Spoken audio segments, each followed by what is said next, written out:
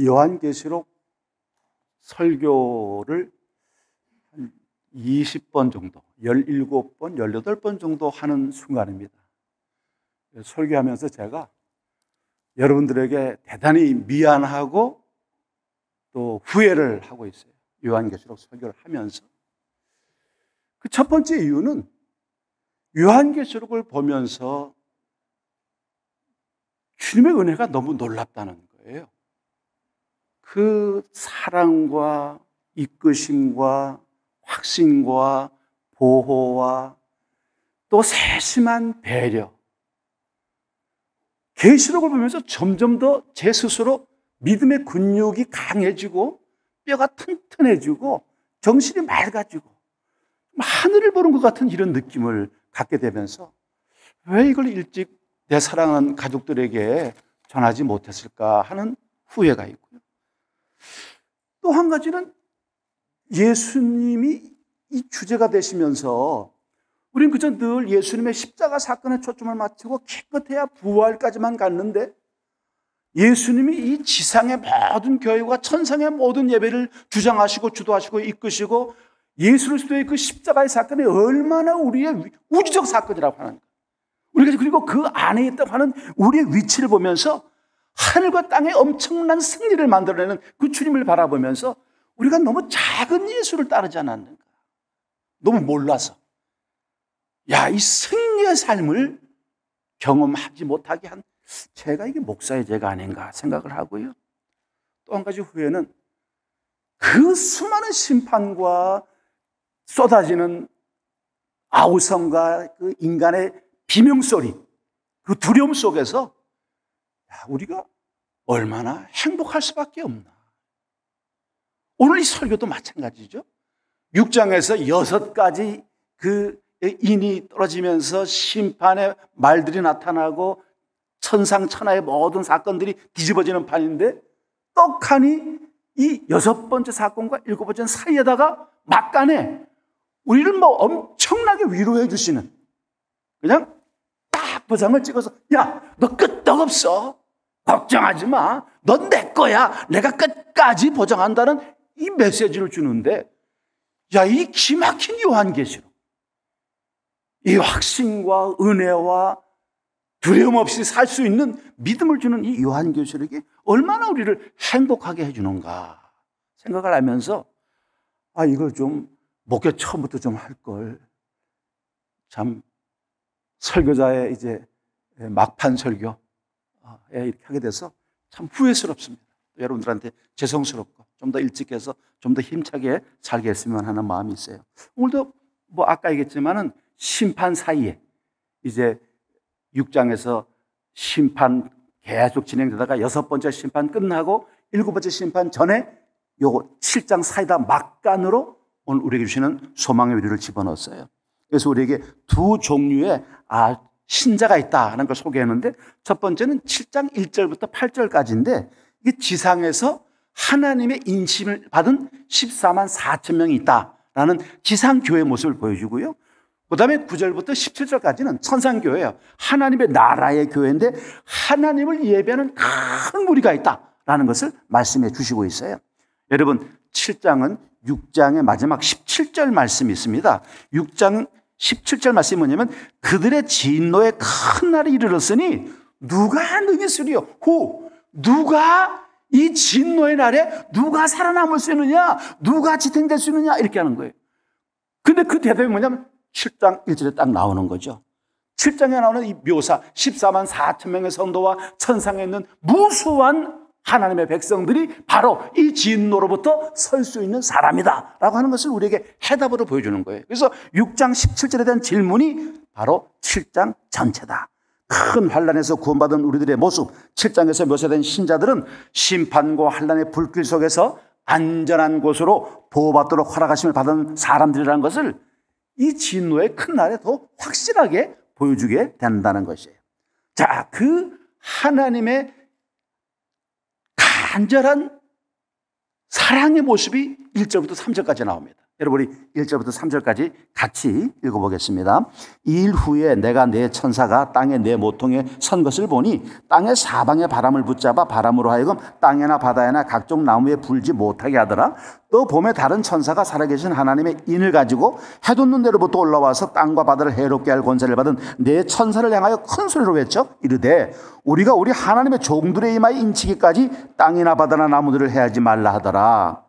하나님은 아직도 우리에게 기회를 주시고 있다는 거예요. 여기 내 천사라는 말은 뭐냐면 바람을 맡은 천사를 말합니다. 이게 천사들 종류가 뭐냐? 불을 맡은 천사도 있어요. 이건 요한계시록 14장 18절에 나오는 것이고 또 16장 15절은 물을 맡은 천사도 있습니다. 근데 이 자연계를 맡은 천사들은 사실 천사급에서 이제 하급 천사들인데 이 사자, 땅의 숫자로 사자라는 말은 뭘 말하냐면 사방의 바람은 전 세계를 상징하는 말이에요. 자, 내 천사가 땅에 내 모퉁이에 서서 땅에 사방에 바람 불고 있는 것을 못 불게 딱 붙잡고 있다는 환상이 뭐냐? 거대한 바람이, 거대한 심판과 환란이 세상에 닥칠 것이라는 것이죠. 그 바람이 닥쳐가는데 지금 주님 말씀이 뭐냐? 천사들 보고 바람 불지 않게 꽉 잡고 있으라는 거예요. 왜 잡고 있으라는 겁니까? 이게 핵심이에요.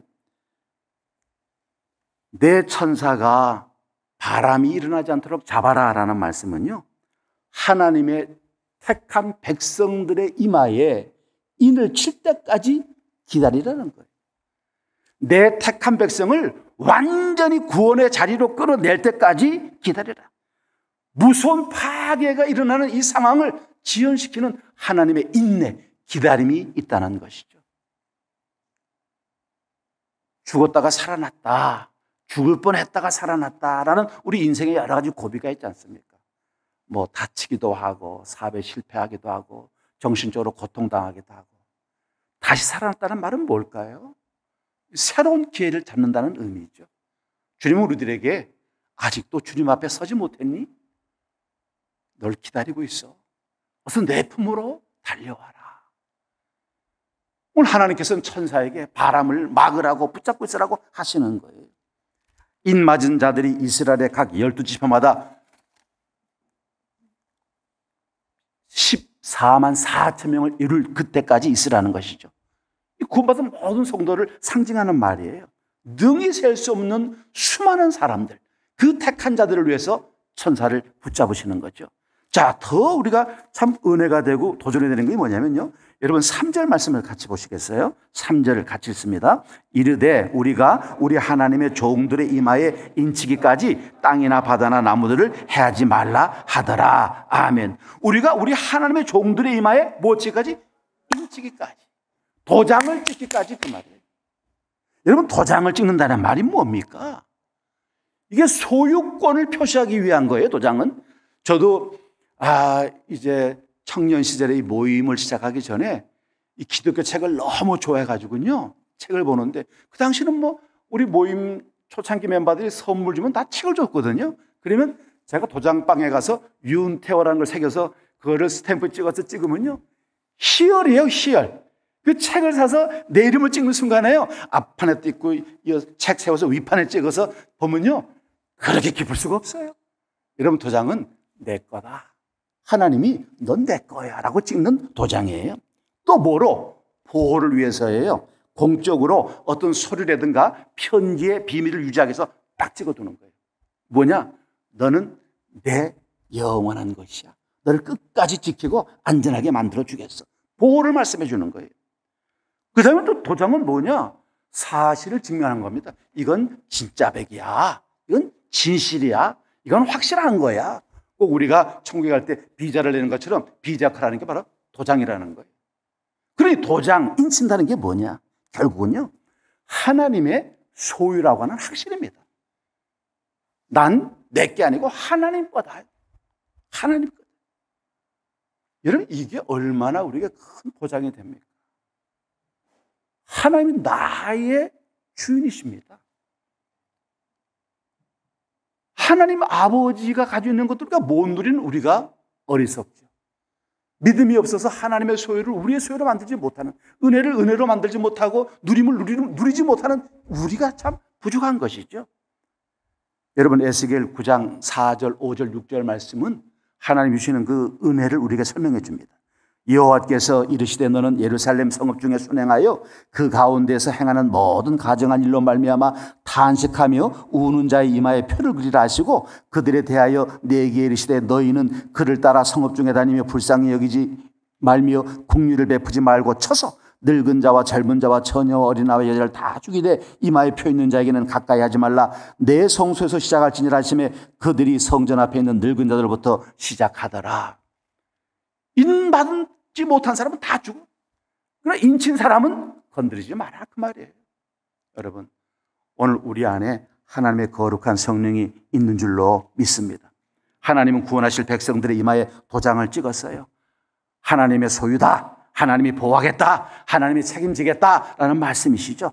다 챙길 때까지 이 세상에 임할 재난을 보류하라고 천사들에게 지금 말씀하고 계시는 거예요. 사랑하는 여러분, 오늘 나를 구원하셔서 무서운 진노를 면하게 하신 우리 하나님 앞에 감사와 영광을 돌리는 시간이 되길 바랍니다. 이미 우리는 성령의 인치심을 받았어요. 성령의 아니고서는 예수를 주라 시인할 수가 없습니다. 성령의 인이 쳤기 때문에 예수를 주라 고백하는 것이죠. 지금 우리는 성령께서 인치심으로 성령 충만한 삶을 살고요, 성령의 세례를 받았어요. 성령의 은혜를 받았고 성령의 은사가 있어요. 우리는 주님을 따라 성령의 열매를 맺고 사는 삶을 살고 있어요. 이것처럼 확실한 도장이 어디 있습니까?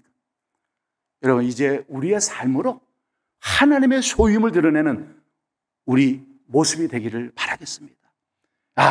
제 생활하는 거 보니까 저 집안을 알겠다라고 하는 것처럼 우리 집안이 어떤 집안인지, 하나님의 거룩한 집안인 것을 드러내는 저와 여러분들 되기를 바라겠어요. 자, 이제 그 다음에 마가사라 한 다음에 이 땅에 있는 내 백성들 14만 4천 명이가 시작이 됩니다. 여러분, 4절부터 8절까지 말씀을 교독하겠습니다. 내가 인침을 받은 자의 수를 들으니 이스라엘 자손의 각 지파 중에서 인침을 받은 자들이 14만 4천이니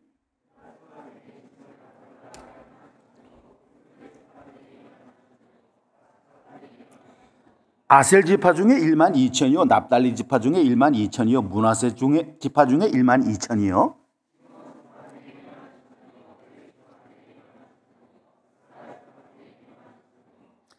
같이 봅니다. 스볼론 요셉 지파 중에 1만 2천이요, 베냐민 지파 중에서 인침을 받은 자가 1만 2천이라.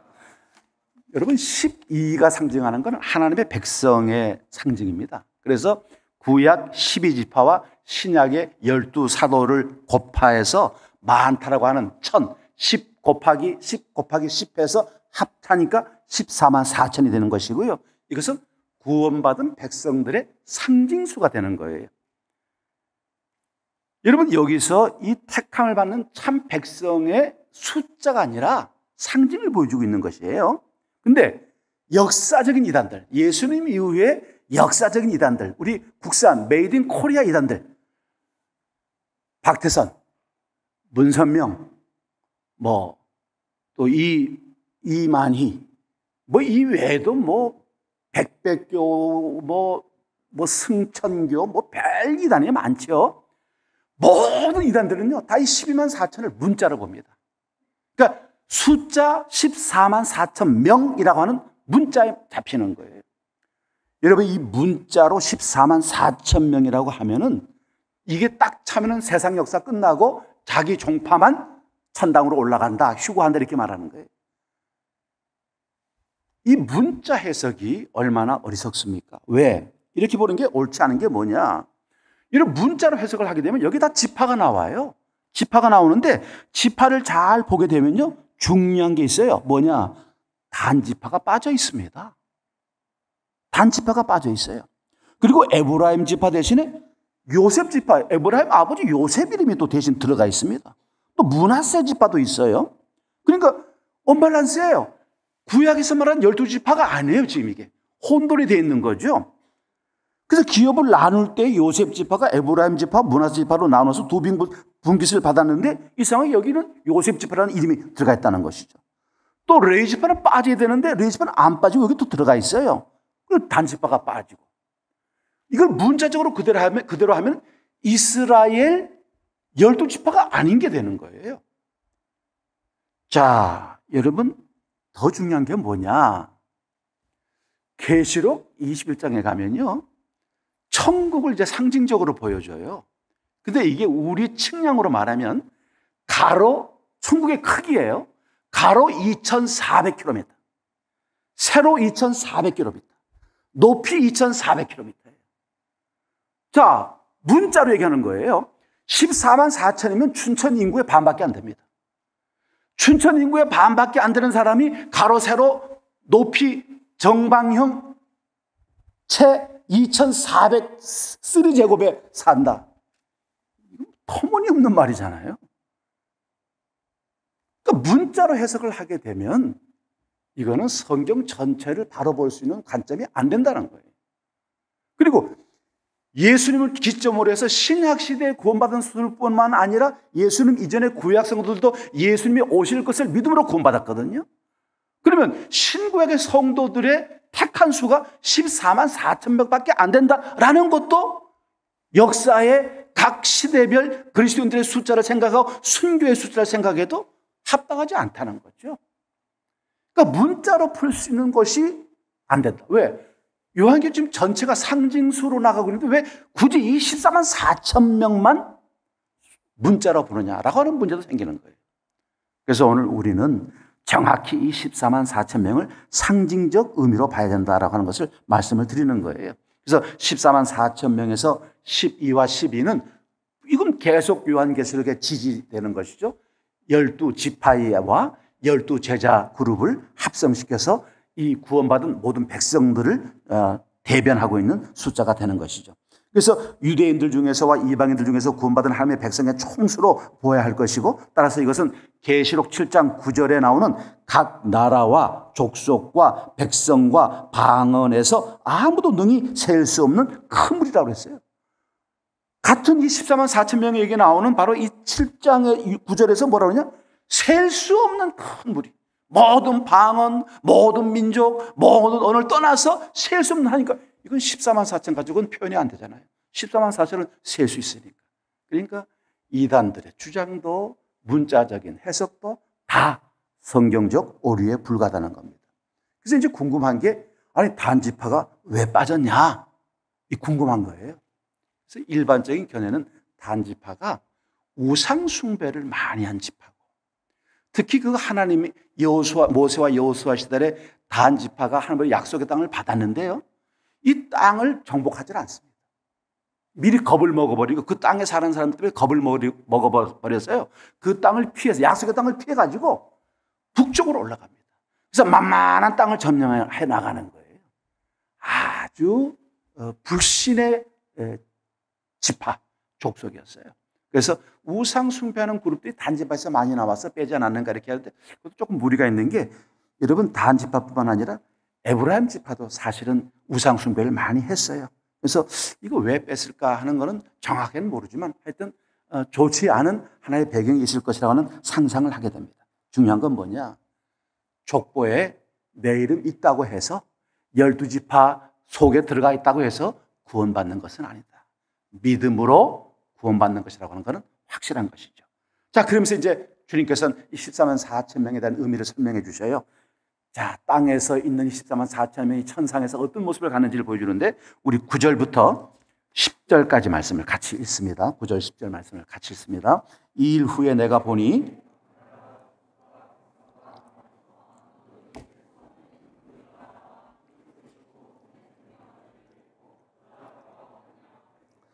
큰 소리로 외쳐 이르되 구원하심이 보좌에 앉으신 우리 하나님과 어린 양에게 있도다 하니. 아멘. 우리 오늘 찬양팀에 아주 선견지명이 있어요. 10절을 찬양했잖아요. 찬양할 때.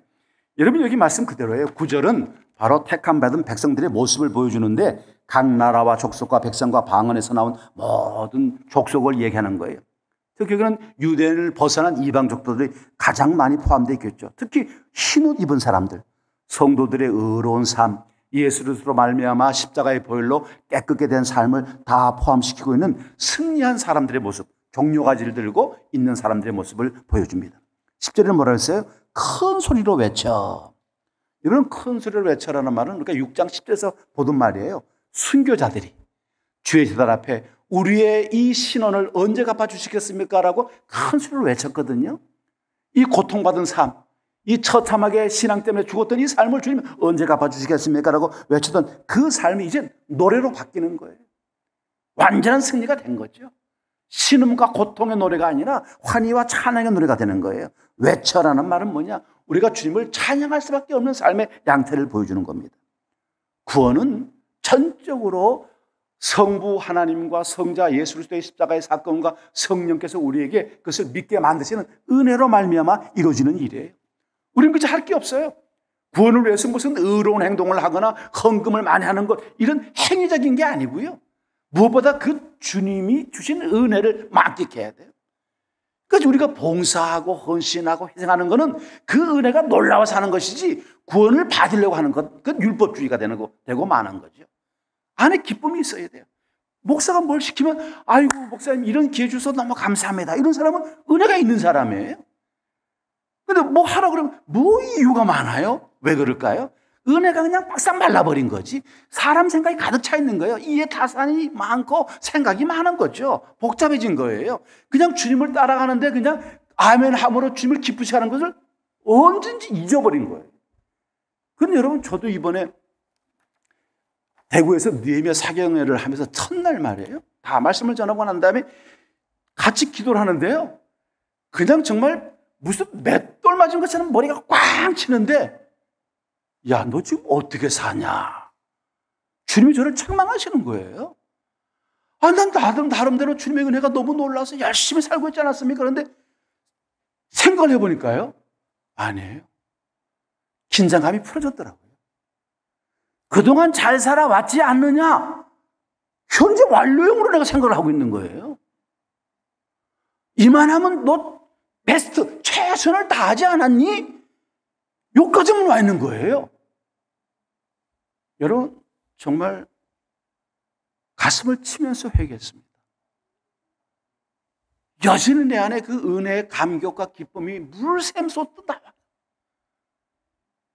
그 주님의 은혜를 사모하고 기뻐하고 즐거워하고 내가 지금 모든 거 다 내놓고 함께하는 그걸 즐겨하는 그 마음을 잊어서는 안 되겠다는 생각을 가지면서요. 정말 통회하는 마음이 생기더라고요. 여러분 이 9절 10절 말씀처럼 큰 소리로 외쳐 하나님을 마음껏 찬양하고 찬양의 삶, 헌신의 삶을 내어놓는 우리 모두가 되어지기를 바라겠습니다. 늘 첫사랑 예수 믿는 사람처럼 그저 주님에게 목말라 하고 눈 똘망똘망 떠가지고 주님 무슨 말 하실래나 듣고 아이고 주님 뭐 시키면 해야 되는데 할 사람 네 저 초등학교 애들 그러잖아요. 선생님 뭐 시킨다 뭐 걸레 만들어 올 사람 네 걸레도 못 만드는 게 말이에요. 엄마한테 가서 시킬 게 말이지. 손 들잖아요. 그런 심정처럼 목사님 내가 할게요. 주님 내가 할게요. 이게 찬양의 삶이라고 생각을 해요. 그래서 11절 12절 말씀 보니까 더 찬양이 높아집니다. 우리 11절 12절 같이 읽습니다. 모든 천사가 보좌와 장로들과 내 생물의 주위에 서 있다가 보좌 앞에 엎드려 얼굴을 대고 하나님께 경배하여 이르되 아멘. 찬송과 영광과 지혜와 감사와 존귀와 권능과 힘이 우리 하나님께 세세토록 있을지어다 아멘 하더라. 그냥 막 격한 찬양이 올라가는 거예요. 여러분 여기 12절 말씀 보면요 7종류의 영광스러움이 나타나는 거예요.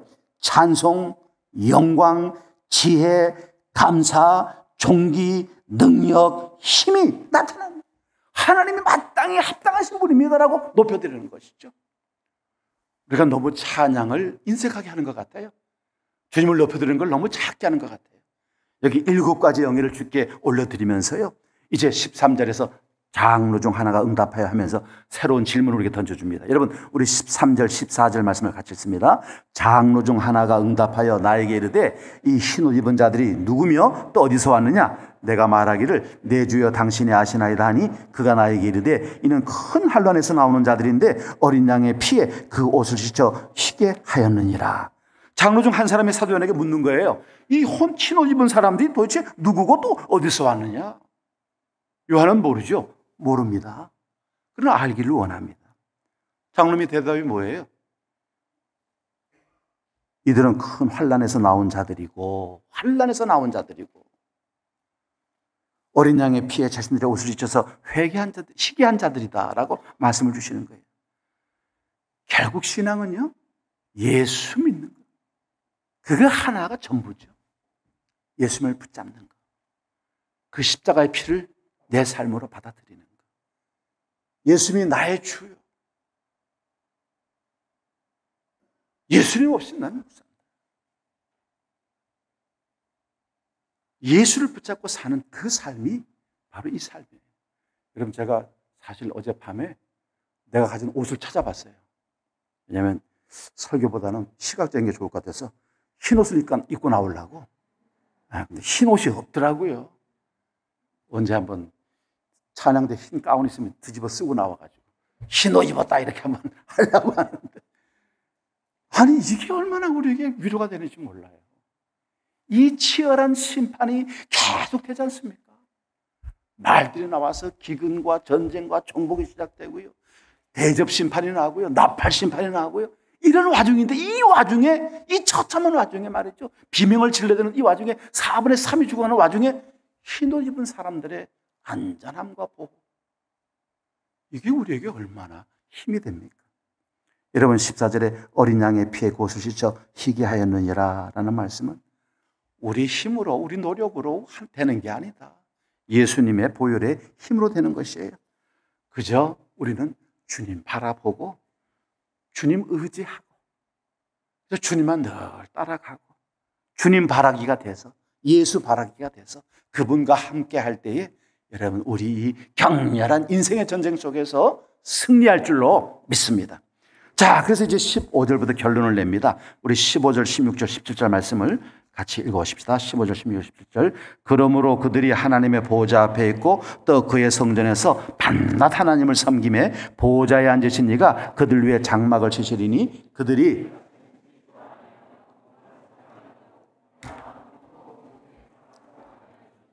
이는 보호자 가운데 계신 어린 양이 그들의 목자가 되어 생명수 샘으로 인도하시고 하나님께서 그들의 눈에서 모든 눈물을 씻어 주실 것임이라. 아멘. 저는 사실 요 15절, 16절, 17절 말씀을요 꼭 하고 싶었어요. 왜? 여러분, 15절 보니까 15절이 뭐라 했는가 하면, 그러므로 그들이 흰옷 입은 사람들이에요. 그들이 하나님의 보호자 앞에 있는 거예요. 뭐 불타는 심판의 불구덩이 속에 있는 게 아니에요. 그가 성전에서 밤낮 하면서 뭘 하느냐, 세 가지를 해요. 첫 번째, 완전한 위치를 잡은 거예요. 어디에? 하나님의 보호자 앞에. 우리가 하나님의 보호자 앞에 있는 거예요. 따라합시다, 여러분. 하나님의 보호자 앞에. 하나님의 보호자 앞에 우리가 앉게 된 겁니다. 칼빈은 뭐라고 그랬어요? 코람 데오, 하나님, 코람 앞에. 우리가 하나님의 존전 앞에 있다. 이게 얼마나 큰 영광이에요. 우리가 하나님의 존전 앞에 있는 거예요. 그리고 완전한 봉사를 하는 겁니다. 성전에서 밤낮 하나님을 섬김에. 왜? 어떻게 섬겨요? 우리가 제사장이 된 거예요. 우리를 왕과 제사장 삼으신 그 주님이 우리를 제사장으로 해서 하나님 거룩한 성전에서 봉사의 삶을 사는 거예요.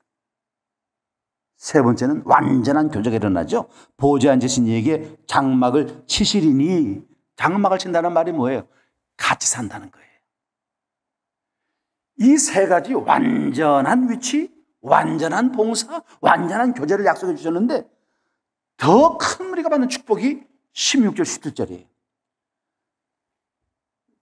주님을 사랑하는 여러분, 정말 기대해도 좋습니다. 예수 믿는 것이 얼마나 복되고 얼마나 풍성하고 얼마나 아름다운지를 여러분 기대해도 좋습니다. 그냥 믿는 만큼 되는 거죠. 예수의 사이즈만큼 누리는 거예요. 우리 믿음만큼 누릴 수 있는 거죠. 그게 뭡니까? 완전한 만족이 있어요. 저희가 다시 줄이지도 아니하며 목마르지도 아니하고. 믿습니까? 완전한 만족을 주님께서 주시겠다는 거예요. 다시는 너희 줄이지 않고 목마르지 않는다. 또 완전한 안전이 있어요. 해나 아무 뜨거운 기운에 상하지 아니할지니. 16절 말씀에 그랬잖아요. 해나 아무 뜨거운 기운에 상하지 않는다. 누구도 너희를 녹이지 못한다는 거예요. 완전한 인도는 뭐예요? 이는 보호자 가운데 계신 어린 양이 저희의 목자가 되사 생명수 샘으로 인도하시고 주님 우리 목자가 되셔서 생명샘으로 우리를 이끌어 가시는 거예요. 딴 사람들, 예수 없는 사람들 지금 심판의 불구덩 속에서 그렇게 처참한 고통을 당하는데 우리는 너무 행복하게 목자와 함께 생명샘으로 나가는 거예요. 상상을 해보세요. 완전한 기쁨이 있습니다. 이건 절대 희락이에요. 땅에서는 누릴 수 없는 것이겠죠. 저희 눈에서 모든 눈물을 씻어주실 것이미라. 천국에 눈물이 있다는 얘기가 아니에요. 더 이상 눈물이 없다는 얘기입니다. 닦아줄 눈물이 없다 그 말이에요. 주님과 함께 할 때는 슬픔이 없다는 말이에요. 슬픔이 있는 걸 닦아준다는 뜻이 아닙니다. 성도들은 주님을 따르면서 환난 때문에 많은 눈물을 흘렸고 인생의 고통 때문에 많은 슬픔을 안고 있었어요. 그러나 이 모든 눈물의 원인들을 주님께서 말끔히 제거하시고 하나님이 우리를 위로해 주신다는 말씀이죠. 시련은 영원히 계속되지 않습니다. 고통도 계속되지 않습니다. 슬픔도 우리 속에 영원히 머무르지 않습니다. 아프지만, 지금 아프지만 그 아픔도 그리 오래 가지 않을 것입니다. 많은 환난에서 벗어나 예수 그리스도의 인치심에 흰 옷을 입고 이 약속된 축복을 누리는 우리 모두가 되어지기를 바라겠습니다. 주님 앞에 충성스러운 삶을 살 때 주님이 책임져 주신다고 말씀하고 있습니다. 이 얼마나 큰 은혜고 축복입니까? 이 말씀 보면서요, 예수 없이 사는 사람이 너무 불쌍한 거예요. 요즘 부쩍 강단 올라오면서 빈자리 보면서 너무 마음이 아픈 거예요. 아, 불신자들에게 복음을 전해서 이 자리를 채워야 되는데 예수 모르고 죽어가는 사람이 너무 많고 너무 안타깝구나. 그 사람들이 겪을 고통이 얼마나 처참하고 불쌍한가. 좀 전도에 열심을 내야겠다 하는 마음을 갖습니다. 말씀을 마쳐요. 치열한 심판의 무자비함 속에서도 주님의 자유로운 사랑을 받는 이 택한 무리는 안전한 거처에 남아 있습니다. 무시무시한 심판의 이 빗발 같은 와중에도 주님은 택한 자들의 안전과 복됨을 말씀해 주고 있습니다. 우리가 바로 14만 4천 명입니다.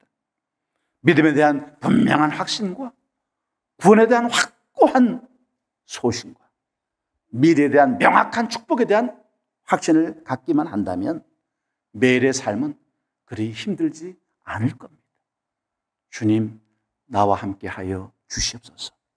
믿음이 흔들리고 삶이 흔들리고 확신이 사라지고 모든 것이 불분명해질 때 다시 정신을 차리시고 나를 위해 죽으시고 부활하신 십자가 앞으로 걸어나가서 주의 은혜를 구하는 우리 모두 되기를 주님의 이름으로 바라겠습니다. 아버지, 이렇게 위로해 주시고 이렇게 힘을 주시고 이렇게 용기를 주시고 이렇게 확신을 주심을 감사합니다. 말씀대로 이루어 주시옵소서. 인친 저희들이 오니 끝까지 책임져 주시고 승리의 날 주님과 함께 마음껏 24장로와 찬양하는 저희가 되게 하여 주시기를 원합니다. 아버지여, 우리의 삶을 불속 가운데 붙잡아 주시옵소서. 예수 그리스도의 이름으로 기도하옵나이다. 아멘.